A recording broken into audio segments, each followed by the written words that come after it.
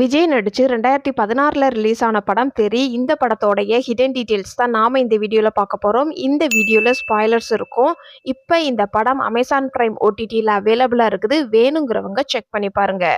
தெறி படத்துல name card போடும்போது first அந்த சின்ன பிள்ளை யூஸ் பண்ற திங்ஸ்லாம் வரும். பேக்கு, வாட்டர் பாட்டில் இந்த மாதிரி திங்ஸ்லாம் நேம் கார்ட்லயே காட்டியிருப்பாங்க. அதுக்கப்புறம் விஜய் என்ன யூஸ் பண்றாரு அப்படிங்கிற திங்ஸ்லாம் நேம் கார்ட்ல காட்டியிருப்பாங்க.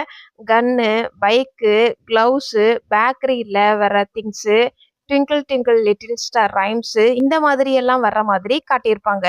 அதே மாதிரி படத்தோடைய மியூசிக் டைரக்டரோடைய நேம் போடும்போதும் சரி, மியூசிக் சிம்பிள் வர மாதிரி காட்டுவாங்க. எடிட்டரோடைய நேம் போடும்போதும் எடிட்டிங் சிம்பிள் போடுவாங்க. இந்த மாதிரி அந்தந்த டெக்னீஷியனோடைய சிம்பிள்ஸை யூஸ் பண்ணியிருப்பாங்க அந்தந்த நேமுக்கு. அதே மாதிரி பஸ்ஸில் ஒரு முக்கியமான சீன் வரும். ஸோ அதுக்கான ரெஃபரன்ஸாக நேம் கார்டு போடும்போதே பஸ்ஸுமே வந்து ஆட் பண்ணியிருப்பாங்க. ஃபர்ஸ்ட் சாங்ல விஜயோட பைக்ல மிரர் இருக்காது. இதே இது டிரைவிங் பண்ணும்போது சைடில் மிரர் இருக்கிறத பார்க்க முடியும். ஸோ இங்கே கண்டினியூட்டி மிஸ்டேக் விட்டுருப்பாங்க.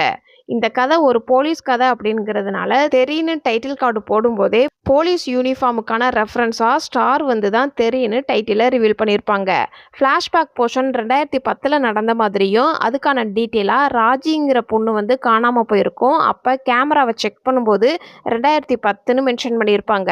ப்ரெசன்ட் லைஃப் 2014 நடந்த மாதிரி காட்டியிருப்பாங்க. அந்த குழந்தைக்கு 4-5 வயசு ஆன மாதிரி ப்ரெசன்ட் லைஃப்பில் காட்டியிருப்பாங்க. ஸோ இந்த ப்ரெசன்ட் லைஃப் கதை வந்து 2014 நடக்கிற மாதிரி குழந்தை மூலமாக ஆடியன்ஸுக்கு கன்வே பண்ணியிருப்பாங்க. அதே மாதிரி போலீஸ் ஸ்டேஷன்லையுமே சைன் பண்ணும்போது 2014 தான் வந்து மென்ஷன் பண்ணியிருப்பாங்க. இந்த சீனில் ராஜிங்கிற ஒரு பொண்ணு இறந்து போயிருக்கும். அந்த பொண்ணு வந்து ஃபஸ்ட்டு மூஞ்சியில் வந்து ஆசிட் ஊற்றுற மாதிரி கண்ணெல்லாம் வந்து ரொம்ப காயமாக இருக்கும். இதே இது அந்த பொண்ணை சமாதியில் புதைக்கும் போது எந்த ஒரு காயமும் இல்லாமல் கருப்பாக இருக்கிற மாதிரி மட்டும் காமிச்சிருப்பாங்க. அதே மாதிரி ராஜிங்கிற பேர் வந்து ஹிந்து பேர் தான்.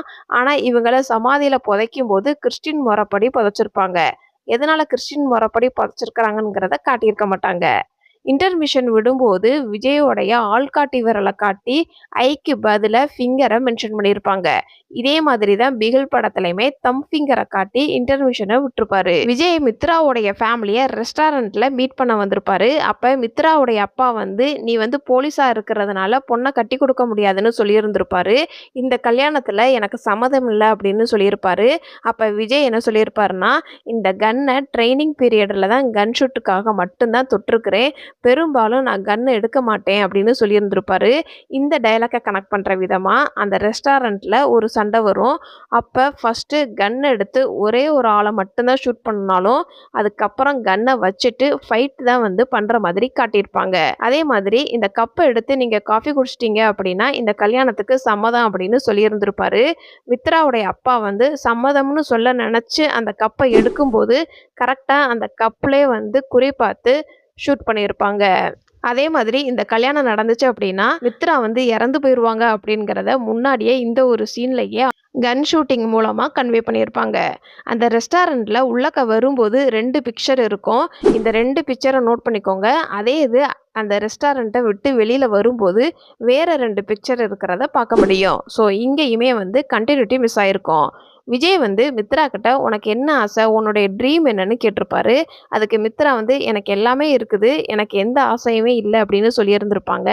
இந்த டைலாக்கை கனெக்ட் பண்ணுற விதமாக இறந்து போகிறதுக்கு முன்னாடி நான் உனக்கு எப்படிப்பட்ட பொண்டாட்டி அப்படின்னு கேட்டிருப்பாங்க. அந்த கேள்விக்கு அப்போதுக்கு பதில் சொல்லாமல் இருந்திருப்பாரு.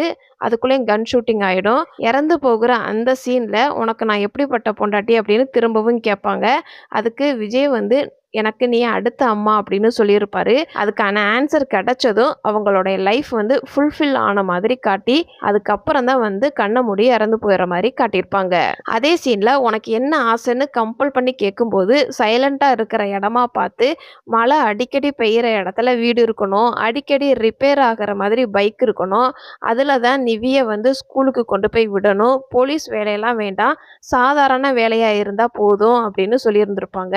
இந்த டைலாக் கனெக்ட் பண்ணுற விதமாக ப்ரெசன்ட் லைஃப்பில் அடிக்கடி மழை பெய்கிற மாதிரி கேரளாவில் ஒரு பிளேஸில் வீட்டில் தங்கியிருப்பார். அடிக்கடி ரிப்பேர் ஆகுற மாதிரி பைக் வச்சிருப்பாரு. அதுல தான் ஸ்கூலுக்கு வந்து லேட்டா கொண்டு போய் விடுற மாதிரி காட்டியிருப்பாங்க. ஒரு சாதாரண பேக்கரி வச்சிருப்பாரு. ஸோ இவருக்குள்ள மித்ரா வந்து இன்னும் வாழ்ந்துகிட்டு இருக்கிறாங்க அப்படிங்கிறத இவர் வாழ்ற வாழ்க்கை மூலமாவே ஆடியன்ஸுக்கு கன்வே பண்ணியிருப்பாங்க.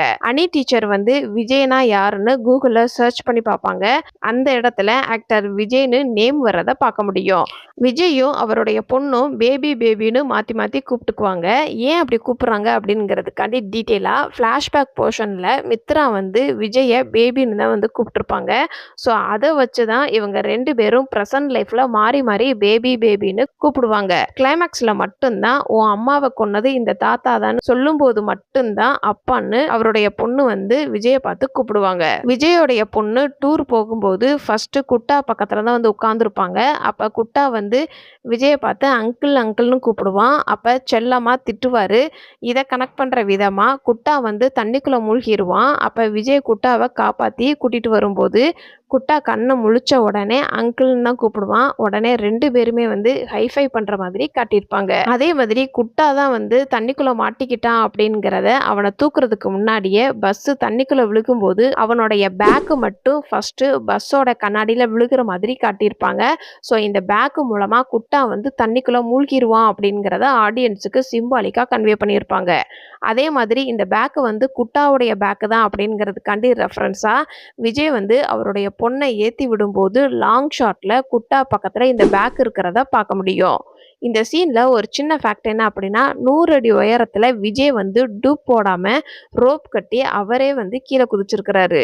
ப்ரெசன்ட் லைஃப்பில் ஜோசப் குருவிலாவாக இருப்பார். எப்போ ப்ரெசன்ட் லைஃப்லையும் விஜயா மாற போகிறாரு அப்படிங்கிறதுக்காண்டி டீட்டெயிலாக ஸ்கூல் பஸ்ஸு கீழே விழுகும்போது கண்ணாடியை கலட்டி தூக்கி போட்டுட்டு ஓடுவார்.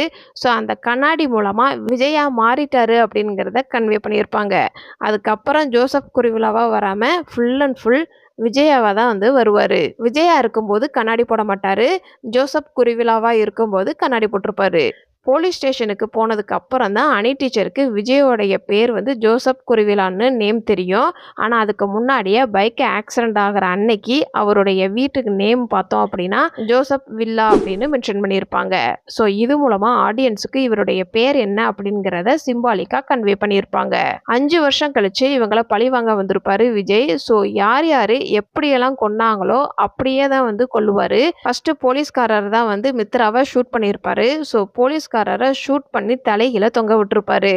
2வதா ரத்னம் வந்து அவங்க அம்மாவை ரைட் ஹேண்டில் கன்னு வச்சுட்டு ஷூட் பண்ணியிருப்பாரு. ரைட் கையை அடிச்சு அதுக்கப்புறம் பில்டிங்ல இருந்து தள்ளி விட்டுருப்பாரு. ஏன் பில்டிங்ல இருந்து தள்ளி விட்டுருக்கிறாரு அப்படின்னா அங்க வேலை செய்யற 4-5 பேர் இறந்து போயிருப்பாங்க. ஸோ அதுக்கு பணம் கொடுத்து செட்டில்மெண்ட் பண்ணியிருப்பாரு. ஸோ அதுக்கு தண்டனையா பில்டிங்ல இருந்து தள்ளி விடுற மாதிரி காட்டியிருப்பாங்க. ஃப்ளாஷ்பேக் போர்ஷனில் ரவுடி ஆளுங்களில் ஒருத்தர் ஒரு கம்பியை வச்சு விஜயை அடிச்சிருப்பாரு. அதே கம்பி ராடை வச்சு தான் ரவுடியை அடிப்பார். தெரி படத்தை நீங்கள் ஒரு தடவையாவது பார்த்துருக்கீங்க அப்படின்னா இந்த வீடியோக்கு லைக் பண்ணுங்கள். இந்த படத்தில் நடித்த எந்த கேரக்டரும் உங்களை ரொம்ப இம்ப்ரெஸ் பண்ணுச்சு அப்படிங்கிறத கமெண்ட்ஸில் சொல்லுங்கள். இதுக்கு முன்னாடி நம்மளுடைய சேனலில் காளிதாஸ் 2 படத்தோடைய ஹிடன் டீட்டெயில்ஸ் வீடியோ அப்லோட் பண்ணியிருக்கிறோம். வேணுங்கிறவங்க கமெண்ட் பாக்ஸில் லிங்க் இருக்குது, செக் பண்ணி பாருங்கள். தெரி படத்தில் இதெல்லாம் நான் நோட் பண்ண சின்ன சின்ன ஹிடன் டீட்டெயில்ஸ். இந்த மாதிரி படத்தோட ஹிடன் டீட்டெயில்ஸ் நீங்கள் இன்னும் தெரிஞ்சுக்கணும் அப்படின்னா நம்மளுடைய சேனலை சப்ஸ்கிரைப் பண்ணி பெல் ஐக்கானையும் கிளிக் பண்ணுங்கள்.